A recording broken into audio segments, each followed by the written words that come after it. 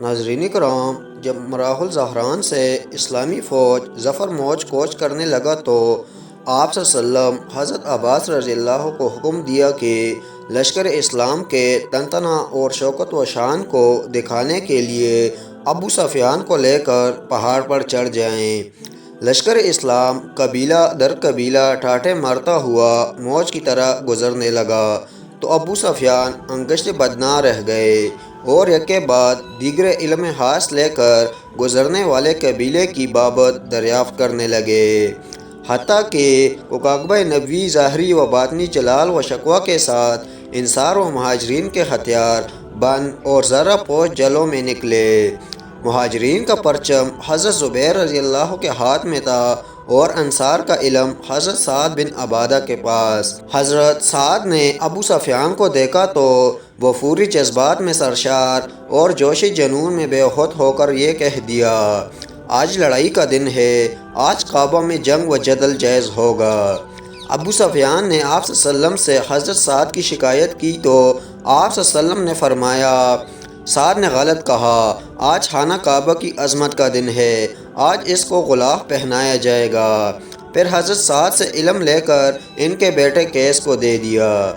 ناظرین کرام، ابو سفیان یہاں سے رخصت ہو کر باجلت تمام مکہ پہنچے اور اعلان کیا کہ محمد صلی اللہ علیہ وسلم لاؤ لشکر کے ساتھ تشریف لا رہے ہیں، ان سے مزاحمت کی کسی میں طاقت نہیں، اسلام قبول کر لو، مامون رہو گے۔ البتہ جو مسجد حرام میں داخل ہو جائے وہ محفوظ ہے، جو ہتھیار ڈال دے وہ بھی محفوظ ہے، جو اپنے گھر کا دروازہ بند کر لے وہ بھی محفوظ ہے، اور جو میرے گھر میں داخل ہو جائے وہ بھی محفوظ ہے۔ یہ سنتے ہی تمام لوگ منتشر ہو گئے، کوئی مسجد حرم کی طرف دوڑا تو کسی نے اپنے گھر کا دروازہ بند کر لیا۔ آپ صلی اللہ علیہ وسلم کعبۃ اللہ کے آداب و احترام کو غایت درجہ ملحوظ رکھتے ہوئے فرحت و انصباط کے آثار کے ساتھ تحشت، تضرع، تذلل اور تمسکن کے نقوش لیے ہوئے ہیں۔ سورہ فتح اور سورہ نصر کی تلاوت فرماتے ہوئے انشاء سے مکہ میں بالائی جانب سے داخل ہوئے کہ توڑی مبارک کجاوے سے مس کر رہی تھی، نگاہیں نیچے تھی، اور آپ صلی اللہ علیہ وسلم کے غلام زادے حضرت اسامہ آپ صلی اللہ علیہ وسلم کے پیچھے سوار تھے۔ حضرت خالد بن ولید کو مکہ کے نشیب سے داخل ہونے کا حکم فرمایا۔ یہ وہ حصہ تھا جہاں مکہ اور آس پاس کے کچھ اوباش مزاحمت کے لیے تیار تھے، چنانچہ حضرت خالد سے ان کی جھڑپ ہوئی اور وہ لوگ شکست کھا کر بھاگ کھڑے ہوئے، پھر امن قائم ہو گیا۔ ناظرین کرام، مکہ فتح ہو جانے کے بعد آپ صلی اللہ علیہ وسلم مسجد حرم میں داخل ہوئے۔ اس وقت وہاں 360 بت رکھے ہوئے تھے۔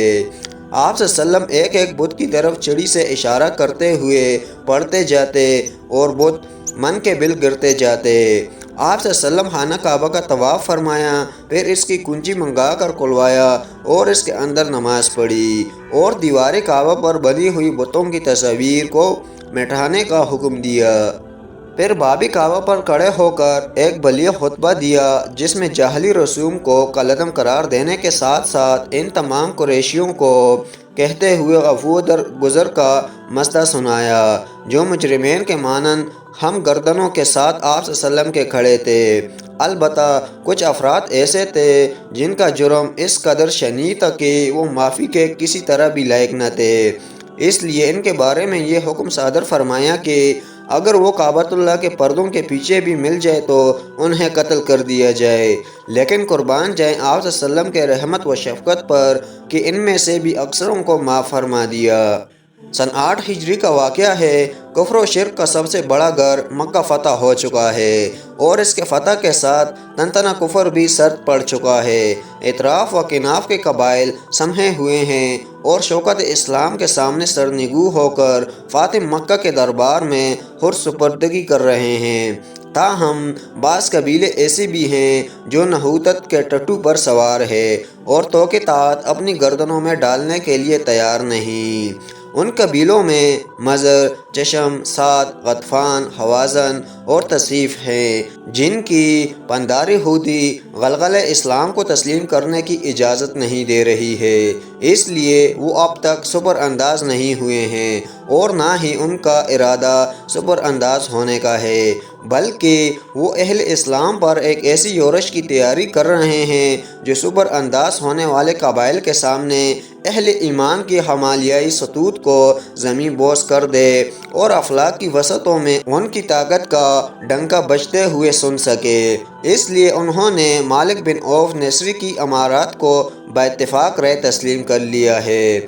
مالک بن عوف نصری کی امارات میں یہ تمام قبائل پیش قدمی کر چکے ہیں تاکہ اہل اسلام سے پہلے ایسی جگہوں پر قابض ہو سکیں جو قتل و قتال کے لیے ہموار ہو اور جہاں سے اہل اسلام کو گات لگا کر گائل کر سکیں۔ چونکہ وہ لوگ اس لڑائی کو زندگی کی آخری لڑائی تصور کر چکے تھے، اس لیے بچے، عورتیں اور مویشی بھی ساتھ ہانک لائے تاکہ ہر سپاہی عزت و ناموس کے تحفظ کی فکر میں سرشار ہو کر میدان کرارس میں کفن بردوش لڑے اور کسی کے حاشیے خیال میں بھی ادبار و پسپائی کا حوالی نہ ابھرے۔ جب متحدہ جمعیت مقام اوتاس تک پہنچی تو سپہ سالار نے ہمہ زن ہونے کا حکم صادر فرمایا۔ جمعیت کے پڑاؤ کے بعد میدان حرب و ضرب کے سرد و گرم کا چشیدہ درید بن سما نے پوچھا، یہ کون سی جگہ ہے؟ جواب دیا گیا، اوتاس۔ اس نے کہا، یہ شخص سواروں کے لیے بہترین جو لگان گاہ ہے، نہ پتریلی کھائی دار ہے نہ بربری نشیب۔ پھر کہا، کیا بات ہے، میں اونٹوں کی بلبلاہٹ، بکریوں کی ممنیاہٹ، گدھوں کا شور و غوغا اور بچوں و عورتوں کی آ و بکا سن رہا ہوں۔ جواب ملا، سپہ سالار مالک بن عوف نصری نے ان کو ساتھ ہانک لایا ہے۔ درید نے اسے بلا کر پوچھا، تم نے ایسا کیوں کیا؟ اس نے جواب دیا، میں نے سوچا کہ ہر شخص کے پیچھے اس کے گھر والوں کو کھڑا کر دوں تاکہ وہ ان کی عزت و ناموس کے لیے لڑے۔ درید نے جواباً کہا، تم نرے چرواہے ہو، کیا شکست و ہزیمت کو کوئی چیز روک سکتی ہے؟ اگر جنگ تمہارے حق میں ہو تو تمہارے لیے شمشیر زن اور نیزہ بازی ہی مفید ہے، لیکن اگر معاملہ برعکس ہو جائے تو تم اپنے اہل و عیال میں رسوا و خوار ہو جاؤ گے۔ پھر اس نے قبیلہ قاب و کلاب کے بارے میں پوچھا تو لوگوں نے کہا، وہ اس جنگ میں شریک نہیں۔ اس پر درید نے کہا، اہل دانش و بینش موجود نہیں، اگر یہ شان و شوکت اور بلندی و رفعت کا دن ہوتا تو قاب و کلاب غیر حاضر نہ رہتے۔ میں چاہتا ہوں کہ تم بھی وہی کرو جو قاب و کلاب نے کیا ہے، تم میں سے کون اس کے لیے تیار ہے؟ پھر مالک بن عوف کو عورتوں اور بچوں کو کسی محفوظ مقام پر لے جانے کا مشورہ دیا، جس کے جواب میں مالک نے کہا، تم بوڑھے پوس ہو چکے ہو اور تمہاری عقل سٹیا چکی ہے۔ اگر حوازن کے لوگوں نے میری بات نہ مانی ہوتی تو میں اپنے آپ کو ہلاک کر لوں گا۔ درید نے مالک کی ہٹ درمی کو دیکھ کر یہ شعر پڑھا، اے کاش میں اس میں جوان ہوتا، میں اس میں دوڑتا اور تلوار رکھتا اور بکریوں کی طرح شریرے ناقابل التفات لوگوں کی رہنمائی کرتا۔ ناظرین کرام، اس کے بعد مالک نے اپنے جاسوس بھیجے تاکہ وہ صحیح حالات سے آگاہی کرے، لیکن وہ مالک کے پاس اس حال میں لوٹے کہ ان کے چہروں پر ہوائیاں اڑ رہی تھیں اور رنگ فک ہو چکا تھا۔ وہ کاٹو تو ہون نہیں کہ مثل ہو کر لوٹے، جنہیں دیکھ کر مالک نے احوال دریافت کیا۔ ان لوگوں نے جواب دیا، ہم نے چک بتر گھوڑوں پر سفید پوش سوار دیکھے ہیں، جس کی وجہ سے ہم اس حال کو پہنچ گئے۔ حوازن و تقسیف کی جنگی استدعا کی خبریں جب آپ صلی اللہ علیہ وسلم تک پہنچی تو آپ صلی اللہ علیہ وسلم نے تحقیق حال کے لیے حضرت عبداللہ بن ابی حضرت اسلمہ کو بھیجا۔ انہوں نے ان کے درمیان رہ کر پوری تفصیلات معلوم کی، پھر واپس آ کر آپ صلی اللہ علیہ وسلم کو بتایا۔ اب آپ صلی اللہ علیہ وسلم نے گراں باری کے ساتھ تیاری کا حکم فرمایا، جس کے لیے حضرت عبداللہ بن ربیعہ سے تقریباً 30,000 روپے بطور قرض اور سفیان بن امیہ سے اسلحہ جات مستعار لیے۔ پھر 6 شوال 8 ہجری کو 12,000 نفری کے ساتھ روانہ ہوئے۔ راستہ میں ایک مقام ایسا آیا جہاں وہ درخت تھا جس پر مشرکین زمانہ جاہلیت میں اسلحہ جات لٹکایا کرتے تھے۔ ہر سال ان کا وہاں قیام بھی ہوتا تھا اور اس درخت کے پاس جانور بھی ذبح کرتے تھے۔ جب دائرہ اسلام میں نئے داخل ہونے والوں کا اس درخت کے سامنے سے گزر ہوا تو کہنے لگے، اے اللہ کے رسول، ان کے ذات انوات کی طرح ہمارے لیے بھی ذات انوات بنا دیجئے۔ اللہ کے رسول نے نعرہ تکبیر بلند کیا اور کہا، اس ذات کی قسم جس کے قبضہ میں محمد کی جان ہے، تم لوگوں نے ویسی بات کہی جو حضرت موسیٰ کی قوم نے حضرت موسیٰ سے کہی تھی کہ ہمارے لیے بھی ان مشرکین کی طرح ایک معبود بنا دیجئے۔ پھر فرمایا، تم لوگ نادان قوم ہو اور اپنے سے پہلے لوگوں کے طریقوں کو اپنا رہے ہو۔ ناظرین کرام، غزوہ حنین پہلا موقع تھا جس میں مسلم فوج کی تعداد اتنی زیادہ تھی، اس لیے بعض لوگوں کی زبان سے یہ بات نکل گئی کہ آج ہم مغلوب نہیں ہوں گے۔ اللہ تعالیٰ کو یہ فخر و عجب پسند نہ آیا اور اس عجب پسندی کا انہیں ایسا سبق دیا جس سے ہمیشہ ہمیش کے لیے ان کے دلوں سے نحوست کو ختم کر دیا۔ اسلامی فوج ظفر موج کی کثرت کے نشہ میں بے پرواہی کے ساتھ بڑھتی رہی، یہاں تک کہ مقام اوتاس کے دروں تک پہنچ گئی، جہاں حوازن و تقسیف تیر انداز پہلی ہی سے گات لگائے بیٹھی تھی۔ اسلامی فوج کو دیکھتے ہی تیروں کی ایسی بارش برسائی جس کے نتیجے اسلامی فوج کی طرف سے پیش قدمی کرنے والے ان جوانوں کے قدم اکڑ گئے جو فاتح مکہ کے بعد تازہ دائرہ اسلام میں داخل ہوئے تھے۔ ان کے بھاگنے کی وجہ سے فوج میں بھگدڑ مچ گئی اور جس طرف جس کا رخ ہوا چل نکلا۔ رسول اللہ صلی اللہ علیہ وسلم چند صحابہ کے ساتھ برابر پیش قدمی کرتے رہے اور لوگوں کو یہ کہہ کر بلاتے رہے، میں برحق نبی ہوں، میں عبد المطلب کا بیٹا ہوں۔ پھر دائیں اور بائیں طرف صدا لگائی، اے انصار کی جماعت! دونوں جانب سے جواب آیا، ہم حاضر ہیں۔ حضرت عباس نے حضور صلی اللہ علیہ وسلم کے حکم کے بلند آواز سے انصار و مہاجرین کو پکارا اور کہا، اے انصار کی جماعت، اے درخت والے! آواز کا سننا تھا کہ منتشر فوج جمع ہو گئی اور پلٹ کر ایسا وار کیا کہ جنگ کا رخ ہی بدل گیا۔ ریحت و ہزیمت فتح و کامرانی میں تبدیل ہو گئی۔ اب حوازن اپنے ساتھ لائے ہوئے مال و متاع اور عورتوں و بچوں کو چھوڑ کر بھاگ کھڑے ہوئے اور جو نہ بھاگ سکے وہ گرفتار کر لیے گئے۔ اس جنگ میں تقریباً 6,000 قیدی ہاتھ آئے، جبکہ 24,000 اونٹ، 40,000 سے زائد بکریاں اور 4,000 اقیہ چاندی مالی غنیمت کے طور ملے۔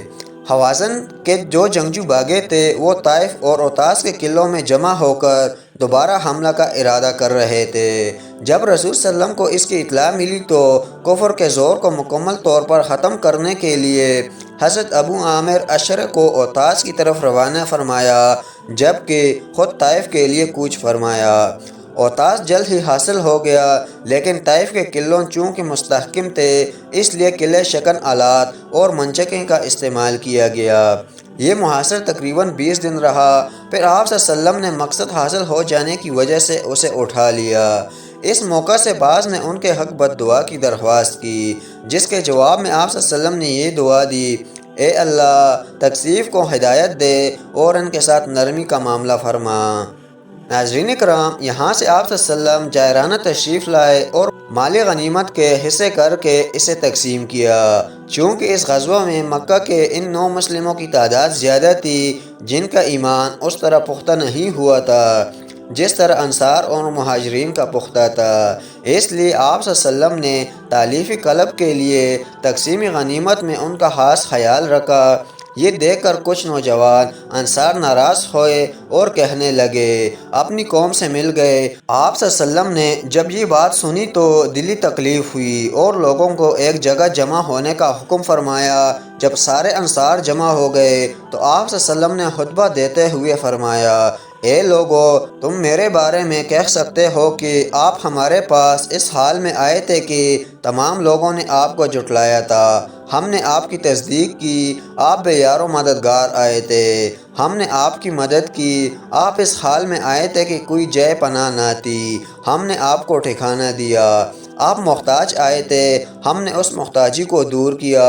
اے انصار کی جماعت، دنیا کی معمولی چیز کے سلسلے میں مجھ سے ناراض ہو جو میں نے نئے اسلام لانے والوں کو ان کی دلجوئی کے لیے دیا، کیا تم اس بات سے خوش نہیں ہو کہ لوگ تو اونٹ بکریاں لے کر جائیں اور تم رسول اللہ صلی اللہ علیہ وسلم کو ساتھ لے کر جاؤ؟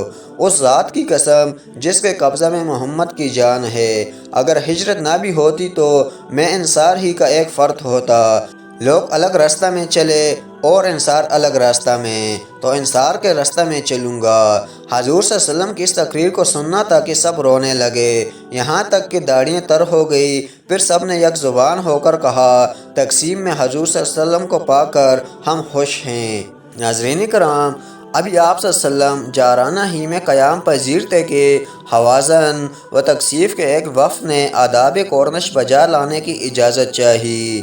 پھر وفد کے سردار نے درخواست کرتے ہوئے کہا، ہم آپ کے رشتہ دار ہیں، ہم پر احسان کیجیے۔ جن عورتوں کو آپ نے گرفتار کیا ہے ان میں آپ کی پھوپھیاں اور خالائیں ہیں۔ اگر نعمان بن منظر اور حارث بن شمر بھی ہم پر غالب آ جاتے تو ہم ان سے حسن سلوک کی امید کرتے، اور آپ تو سب سے بہتر کفالت کرنے والے ہیں۔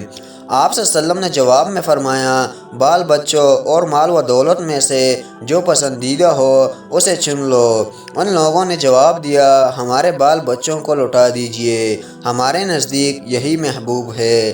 آپ صلی اللہ علیہ وسلم نے فرمایا، میں اپنا اور عبد المطلب کے خاندان کا حصہ تو دیتا ہوں، لیکن عام مسلمانوں کے حصہ کا میں مالک نہیں، اس لیے نماز ظہر کے بعد تم تمام لوگوں کے سامنے فریاد کرنا۔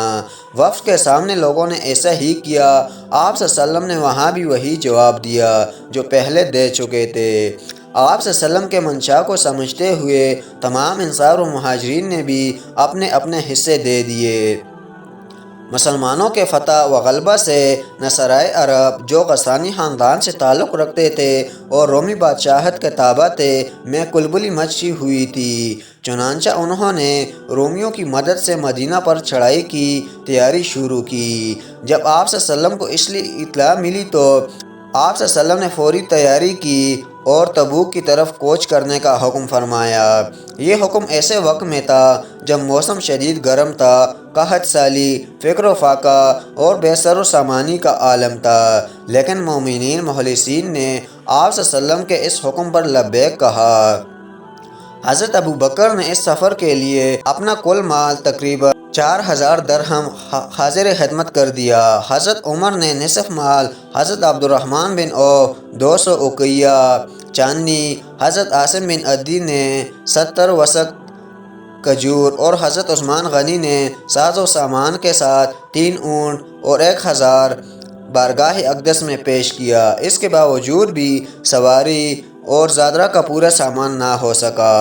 آپ صلی اللہ علیہ وسلم نے محمد بن مسلمہ انصار کو مدینہ کا ولی اور حضرت علی کو اہل و عیال کی حفاظت پر مامور فرمایا۔ پھر 30,000 فوج کے ساتھ تبوک کے لیے روانہ ہوئے۔ تبوک پہنچنے سے ایک دن پہلے آپ صلی اللہ علیہ وسلم نے صحابہ سے فرمایا، کل چاشت کے وقت تم تبوک کے چشمہ پر پہنچو گے، کوئی شخص اس چشمہ سے پانی نہ لے۔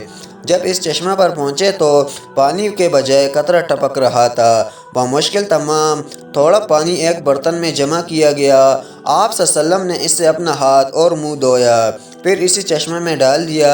اس پانی کا ڈالنا تھا کہ رسنے والا قطرہ فوارہ بن گیا اور تمام لشکر سیراب ہوا۔ تبوک میں آپ صلی اللہ علیہ وسلم نے 20 روز قیام فرمایا، لیکن کوئی مقابلہ نہیں ہوا۔ البتہ دشمن اس سے مرعوب ہوئے اور آس پاس کے قبائل نے اطاعت قبول کر لی۔ اہل جربا اور عذرہ والیہ کے حاکموں نے بارگاہ نبی میں حاضر ہو کر صلح کی درخواست کی اور جزیہ دینے پر راضی ہوئے۔ آپ صلی اللہ علیہ وسلم نے انہیں صلح نامہ لکھ کر عطا فرمایا۔ ناظرین کرام، یہیں سے آپ صلی اللہ علیہ وسلم حضرت خالد بن ولید کو ایک دستہ 420 سواروں کا دے کر دومتا الجندل کے گورنر ایکدر کی طرف بھیجا۔ حضرت خالد بن ولید نے عقیدر کو شکار کھیلتے ہوئے گرفتار کیا اور آپ صلی اللہ علیہ وسلم کی خدمت میں پیش کیا۔ اس نے 2000 اونٹ، 800 گھوڑے، 400 زریں اور 400 نیزے دے کر صلح کر لی۔ تبوک کا یہ واقعہ رجب 9 ہجری میں پیش آیا۔ ناظرین کرام، ذی-قعدہ 9 ہجری میں حضرت صلی اللہ علیہ وسلم نے حضرت ابو بکر کی امارت میں لوگوں کو حج کے لیے مکہ مکرمہ روانہ فرمایا۔ پھر برات کے اعلان کے لیے حضرت علی کو پیچھے سے روانہ فرمایا۔ حضرت علی نے قربانی کے دن یوم النحر منا میں سورہ برات کی آیتیں لوگوں کو سنائیں، جن میں صاف طور پر یہ اعلان تھا کہ جنت میں کوئی کافر داخل نہ ہو سکے گا، آئندہ نہ کوئی مشرک حج کر سکے گا اور نہ ہی بیت اللہ کا طواف بے لباس ہو کر سکے گا۔ نیز رسول اللہ صلی اللہ علیہ وسلم کے ساتھ جس کا جو عہد ہے وہ مدت تک پورا کیا جائے گا، اور جس سے کوئی معاہدہ نہیں اسے 4 مہینے تک کی مہلت ہے۔ اس مدت میں یا تو اسلام قبول کر لے یا جزیہ دے کر رہے۔ سن 10 ہجری میں آپ صلی اللہ علیہ وسلم نے خود حج کا ارادہ فرمایا، اس لیے لوگوں میں اعلان کر دیا گیا کہ اس سال رسول اللہ صلی اللہ علیہ وسلم حج کے لیے تشریف لے جائے جا رہے ہیں۔ ذی القعدہ کی 25 تاریخ کو مدینہ سے روانہ ہوئے۔ اس وقت آپ صلی اللہ علیہ وسلم کے ہمراہ تقریباً 1,14,000 کا مجمع تھا۔ 4 ذو الحجہ کو آپ صلی اللہ علیہ وسلم مکہ میں داخل ہوئے۔ مناسک حج ادا فرمانے کے بعد میدان عرفات میں ایک طویل خطبہ دیا، جس میں حمد و ثنا کے بعد فرمایا: اے لوگو، میری بات غور سے سنو، غالباً آئندہ سال تم سے ملاقات نہ ہو۔ اے لوگو، تمہاری جانیں اور ابرو المال آپس میں ایک دوسرے پر اس طرح حرام ہیں جیسے آج کا یہ دن، یہ مہینہ اور یہ شہر حرام ہے۔ جاہلیت کے تمام امور میرے پیرو تلے پامال ہے اور جاہلیت کے تمام خون معاف ہے۔ سب سے پہلے میں ربیعہ بن حارث بن عبد المطلب کا خون جو بنی حزیل پر ہے معاف کرتا ہوں۔ جاہلیت کے تمام سود ساقط ہیں اور تمہارے لیے صرف اصل پونجی ریس المال ہے۔ اس میں سے سب سے پہلے عباس بن عبد المطلب کا سود باطل کرتا ہوں۔ پھر زوجین کے باہمی حقوق بیان کرنے کے بعد فرمایا: میں تمہارے درمیان ایسی محکم چیز کتاب اللہ اور سنت رسول چھوڑ کر جا رہا ہوں، جس کو اگر مضبوطی کے ساتھ پکڑے رہے تو کبھی گمراہ نہ ہوگے۔ قیامت کے دن میرے بارے میں تم سے سوال ہوگا تو تم کیا جواب دو گے؟ صحابہ نے عرض کیا: ہم یہ گواہی دیں گے کہ آپ نے اللہ کا پیغام اور اللہ کی امانت ہم تک پہنچا دی اور امت کی خیر خواہی کی۔ اللہ کے رسول صلی اللہ علیہ وسلم نے شہادت کی انگلی آسمان کی طرف اٹھائی اور 3 مرتبہ ارشاد فرمایا: اے اللہ، تو گواہ رہ۔ ناظرین کرام، 10 ذی الحجہ کو حضرت صلی اللہ علیہ وسلم نے منا میں اپنے دست مبارک سے 63 اونٹ نحر فرمائے اور 33 حضرت علی نے آپ صلی اللہ علیہ وسلم کی طرف سے ذبح فرمائے۔ پھر تمام مناسک حج سے فارغ ہو کر مدینہ روانہ ہوئے اور آخر ذی الحجہ میں مدینہ پہنچے۔ حجۃ الوداع سے واپسی کے بعد حضرت صلی اللہ علیہ وسلم نے سفر آخرت کی تیاری شروع کر دی اور تسبیح و تمہید اور توبہ و استغفار میں مشغول ہو گئے۔ ماہ سفر کے آخر عشرہ میں ایک رات اہل بقیع کے استغفار کے لیے جنت البقیع تشریف لے گئے۔ واپسی کے بعد اچانک سر درد اور بخار کی شکایت پیدا ہو گئی۔ جب مرض میں شدت ہوئی تو ازواج مطہرات سے اجازت لے کر حجرہ عائشہ رضی اللہ میں منتقل ہو گئے۔ جب تک طاقت رہی خود نماز پڑھاتے رہے۔ وفات سے 4 دن پہلے جمعرات کو ظہر کی نماز کے بعد ایک طویل خطبہ دیا جو آپ صلی اللہ علیہ وسلم کا آخری خطبہ تھا۔ اسی دن مغرب کی نماز آپ صلی اللہ علیہ وسلم نے آخری نماز کے طور پر پڑھائی۔ اس کے بعد مرض کی شدت کی وجہ سے مسجد تشریف نہ لے جا سکے اور حضرت ابوبکر کو اپنی جگہ امامت کرنے کا حکم فرمایا۔ ناظرین کرام، اتوار کو مرض میں کچھ افاقہ ہوا تو حضرت عباس اور حضرت علی کے سہارے مسجد میں تشریف لائے۔ اس وقت حضرت ابوبکر ظہر کی نماز پڑھا رہے تھے۔ آپ صلی اللہ علیہ وسلم نے حضرت ابوبکر کی بائیں جانب بیٹھ گئے اور باقی نماز کی امامت آپ صلی اللہ علیہ وسلم نے فرمائی۔ حضرت ابوبکر بھی آپ صلی اللہ علیہ وسلم کے مقبری مقتدی بن گئے۔ چنانچہ لوگوں نے انہی کی تکبیر پر نماز ادا کی۔ پیر کی صبح آپ صلی اللہ علیہ وسلم نے حجرہ کا پردہ اٹھایا تو لوگوں کو صبح کی نماز میں مشغول دیکھ کر مسکرائے۔ حضرت ابوبکر نے پیچھے ہٹنے کا ارادہ کیا تو حضرت صلی اللہ علیہ وسلم نے اشارہ سے منع فرما دیا۔ کمزوری کی وجہ سے زیادہ دیر کھڑے نہ رہ سکے اور پردہ گرا کر حجرہ تشریف لے آئے۔ نماز سے فراغت کے بعد حضرت ابوبکر آپ صلی اللہ علیہ وسلم کے حجرہ میں تشریف لائے تو پرسکون دیکھ کر اطمینان کا اظہار کیا۔ جب حضرت علی حجرہ سے باہر آئے تو لوگوں نے آپ صلی اللہ علیہ وسلم کی خیریت دریافت کی۔ اطمینان بخش جواب پا کر لوگ منتشر ہو گئے۔ کچھ دیر گزری تھی کہ وقت نزا شروع ہوا۔ حضرت عائشہ کی گود میں سر لگ کر لیٹ گئے۔ اتنے میں حضرت عائشہ کے بھائی عبد الرحمن بن ابو بکر ہاتھ میں مسواک لیے داخل ہوئے۔ آپ صلی اللہ علیہ وسلم ان کی طرف دیکھنے لگے۔ حضرت عائشہ نے پوچھا کہ کیا آپ کے لیے مسواک لے لوں؟ آپ صلی اللہ علیہ وسلم نے اشارہ سے ہاں فرمایا۔ حضرت عائشہ نے مسواک لیا اور اسے چبا کر نرم کر کے حضرت صلی اللہ علیہ وسلم کو دیا۔ آپ صلی اللہ علیہ وسلم کے قریب میں پانی کا ایک پیالہ رکھا ہوا تھا۔ تکلیف سے بے تاب ہو کر اس میں ہاتھ ڈالتے اور منہ پر پھیر لیتے اور کہتے جاتے، اللہ کے سوا کوئی معبود نہیں، بے شک موت کی بڑی سختیاں ہیں۔ پھر چھت کی طرف نگاہ اٹھائی اور ہاتھ اٹھا کر فرمایا، اے اللہ، میں رفیق اعلیٰ میں جانا چاہتا ہوں۔ زبان مبارک سے ان کلمات کے ادا ہوتے ہی روح مبارک عالم بالا کو پرواز کر گئی اور دست مبارک نیچے گر گیا۔ یہ روح فرسا واقعہ پیر کے دن 12 ربیع اول کو پیش آیا۔ ناظرین کرام، نبی صلی اللہ علیہ وسلم کی وفات پر مدینہ میں کہرام مچ گیا۔ لوگوں کو اس کا یقین ہی نہیں ہو رہا تھا، حتیٰ کہ حضرت عمر تلوار لے کر نکل پڑے کہ جو بھی یہ کہے گا کہ نبی کریم صلی اللہ علیہ وسلم کی وفات ہو گئی ہے، اس کی گردن دڑے سے الگ کر دیں گے۔ حضرت ابو بکر کو جب یہ خبر پہنچی تو آپ رضی اللہ لپک کر آئے، حجرہ عائشہ میں داخل ہوئے۔ آپ صلی اللہ علیہ وسلم پر ایک چادر ڈھکی ہوئی تھی، ہٹا کر دیکھا اور جبینی نازہ کو بوسہ دیا۔ پھر فرمایا، تیری زندگی بھی اچھی تھی اور تیری موت بھی اچھی ہے۔ پھر حجرہ سے باہر آئے اور لوگوں سے خطاب کرتے ہوئے فرمایا، لوگو، جو شخص محمد کی عبادت کرتا تھا وہ سن لے کہ محمد صلی اللہ علیہ وسلم کی وفات پا چکے ہیں، اور جو شخص اللہ تعالیٰ کی عبادت کرتا تھا تو وہ سن لے کہ اللہ تعالیٰ زندہ ہے، اسے کبھی موت نہیں آئے گی۔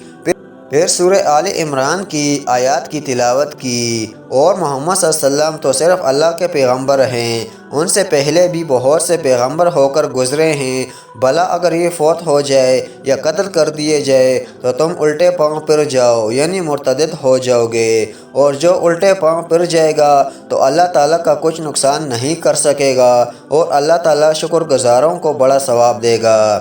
آیت سن کر لیک ایسے ہوش میں آئے جیسے آج ہی اس کا نزول ہوا ہو۔ اب لوگوں کو یقین ہو گیا کہ سرچشمہ وحی، منبع خیر و برکت، جگر گوش آمنہ، خلاصہ کائنات، فخر مواجدات، محبوب خدا، امام الانبیاء، خاتم النبیین، رحمت للعالمین، حضرت محمد مصطفیٰ صلی اللہ علیہ وسلم اس دار فانی سے کوچ کر کے دار جاودانی کی طرف رخصت ہو چکے ہیں۔ ناظرین کرام، اب تمام انصار و مہاجرین ثقیفہ بنو سعدہ میں جمع ہوئے اور آپسی مشورہ سے متفقہ طور پر حضرت ابو بکر رضی اللہ کو حضرت صلی اللہ علیہ وسلم کا جانشین مقرر کیا، اور تمام مسلمانوں نے حضرت ابو بکر کے ہاتھوں پر بیعت کی۔ اس کے بعد آپ صلی اللہ علیہ وسلم کی تجہیز و تکفین کی تیاری شروع ہوئی۔ غسل کی ذمہ داری حضرت علی، حضرت عباس، فضل بن عباس، قاسم بن عباس، اسامہ بن زید اور شکران رضی اللہ تعالی عنہ کے سپرد ہوئی۔ غسل کے بعد 3 کپڑوں میں کفنایا گیا، پھر بغیر جماعت کے فرداً نماز جنازہ ادا کی گئی۔ پہلے مردوں نے پڑھی، پھر عورتوں نے، پھر بچوں نے پڑھی، اور منگل کی درمیانی شب میں حجرہ عائشہ میں ہی آپ صلی اللہ علیہ وسلم کو دفن کیا گیا۔ ناظرین کرام، حضور صلی اللہ علیہ وسلم کی زندگی کا یہ واقعہ یہاں ختم ہوتا ہے۔ اگر آپ کو ہماری ویڈیو پسند آتی ہیں تو ہمارے چینل کو ضرور سبسکرائب کیجیے۔ شکریہ۔